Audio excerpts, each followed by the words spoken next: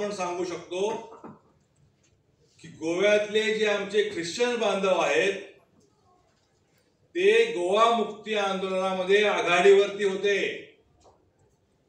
Peter Alvarez असतील, ज्यांना गोव्याचे गांधी म्हणायचे, जॉर्ज वॉज असतील, जेराल्ड परेरा असतील, अशी अनेक नावं मी सांगू शकेन.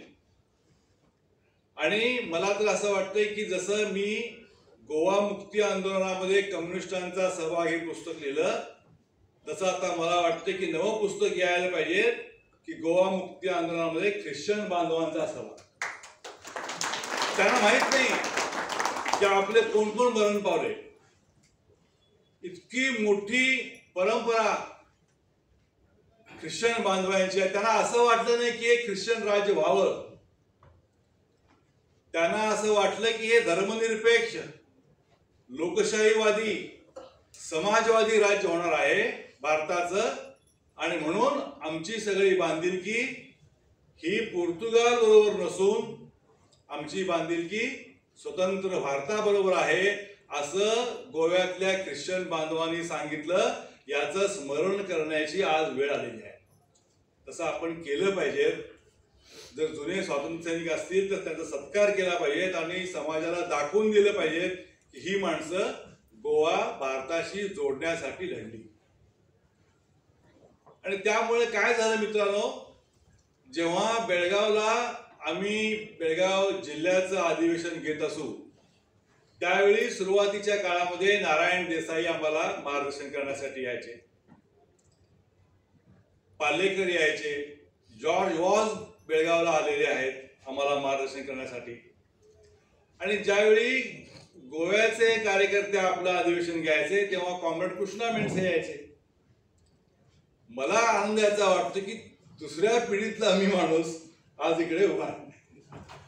माझे वडील यायचे आणि आता त्यांच्यानंतर मी तुमच्यासमोर उभं राहताना मला फार बरं वाटते. जेव्हा मला फोन आला कॉम्रेड प्रसन्न उडगींचा की तुम्ही या अधिवेशनाला या, आम्ही म्हटलं 4 कामं बाजूला ठेवतो आणि या अधिवेशनात भाग घेण्यासाठी मी येतो. त्यानुसार मी त्या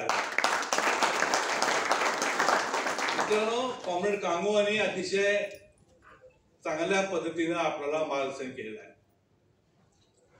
आज केवळ भारतापुढे नव्हे तर संपूर्ण जगापुढेच वेगवेगळे प्रश्न कसे उभे राहिलेले आहेत त्याची अतिशय चांगली मांडणी त्यांनी केली. कम्युनिस्ट पक्ष 1925 साली स्थापन झाला आणि आज 2025 साली त्याला 100 वर्ष होत आहेत.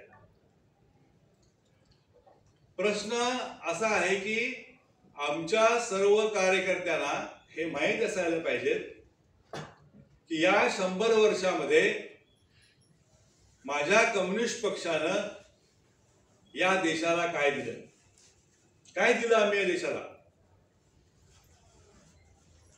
जे स्वातंत्र्य चळवळीमध्ये दुरान्वयी नव्हते, लांबूनही नव्हते, ते आज सत्तेवरती आहे.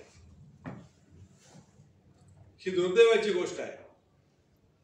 आणि आमच्यासारखे जे स्वातंत्र्य चळवळीमध्ये आघाडीवरती होते, काँग्रेसच्या खालोखाल जास्त स्वातंत्र्य सैनिकांची संख्या असलेला पक्ष हा कम्युनिस्ट पक्ष आहे. स्वातंत्र्य सैनिकांनी मोठी कामगिरी केली. आज नाना पाटलांची जयंती आहे. नाना पाटील हे कॉम्रेड होते आणि त्यांनी 1942 साली प्रति सरकार स्थापन केलं महाराष्ट्रामध्ये. त्यांनी सांगितलं सातारा जिल्ह्यामध्ये आता ब्रिटिशांचं राज्य नाही, आमचं राज्य आहे.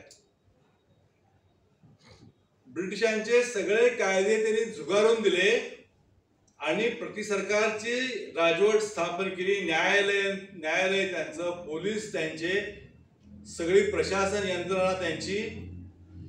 असं 42 साली त्यांनी स्थापन केलं आणि 47 सालापर्यंत टिकलं. नाना पाटील भूमिगत गेले 42 साली.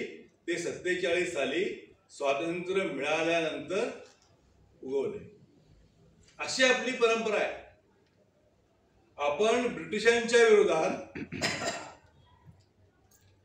जिकडे फ्रेंच कॉलनी होती त्यांच्या विरोधात, जिकडे डच होते त्यांच्या विरोधात, पोर्तुगीज होते त्यांच्या विरोधात हातामध्ये शस्त्र घेऊन लढलेले लोक आहोत कम्युनिस्ट लोक.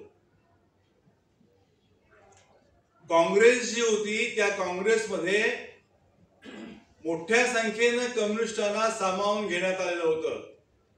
अगदी सुरुवातीपासून कॉम्रेड डांगे हे काँग्रेसच्या वर्किंग कमिटीचे सभासद होते.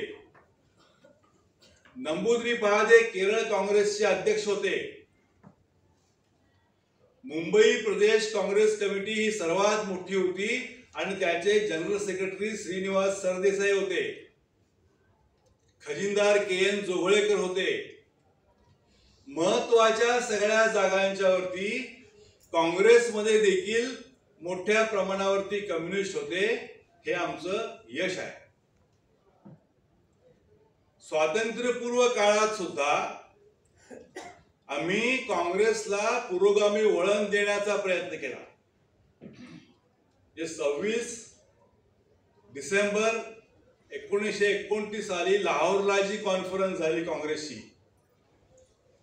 त्या कॉन्फरन्समध्ये पहिल्यांदा संपूर्ण स्वातंत्र्याची मागणी करणारा ठराव जो आला, त्याच्या मागे कम्युनिस्ट पक्षाचं फार मोठं योगदान आहे.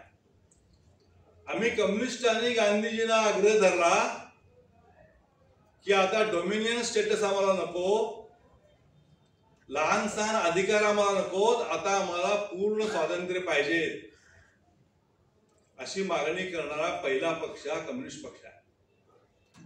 आणि स्वातंत्र्य मिळाल्यानंतर हा देश कसा असायला पाहिजे, तर त्यामध्ये लोकशाही पाहिजेत, समाजवाद पाहिजेत, धर्मनिरपेक्षता पाहिजेत आणि या देशातली विविधता जी आहे ती अबाधित राहिली पाहिजे, असाही आग्रह या देशातल्या कम्युनिस्टांनी धरला. काँग्रेस वरती